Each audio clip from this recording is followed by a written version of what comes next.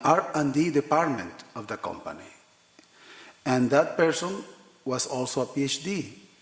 He was a former scientist who went into managerial position, but became very knowledgeable about that technology. He knew all the in and outs of the technology, what it will take to develop and everything.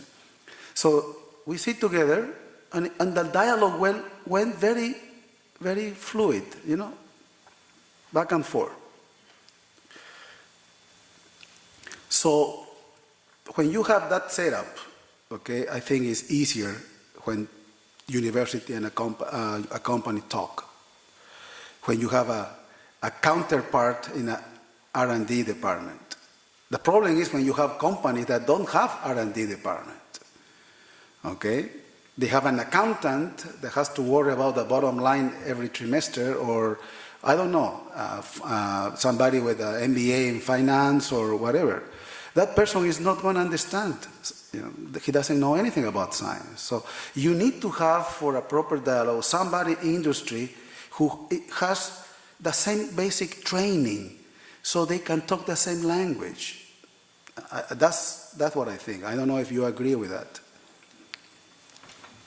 Just one comment. I agree with this, really, but from private sector, how can I find such kind of people? How can I find the chief scientist working for my startup as a chief technology officer or a chief scientist? Where do I find it? I look for him or her in universities.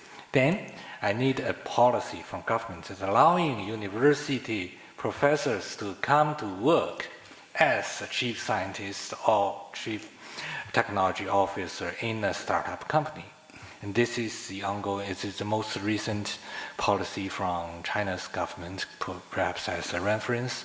We allow senior researchers from research institute, the public one, to leave their position for 2-3 years. I don't know specifically the term of, so they can work on a startup, innovation startup. They can have the equity, they can work, and when they come back to university or research institute, you will have the same position. Yes. So this is policy engagement. So this is what we're talking about. Universities coming to private sector. It's not that, this is a two-way approach. Yes. And generally in this relationship, companies, the smaller part, you see, when we engage with the universities, we don't feel we are very at the peer level. So in this time, I think we can have this as a policy, one of the recommendations, to have policies or regulations allowing universities or encouraging universities, professors go to engage with private companies.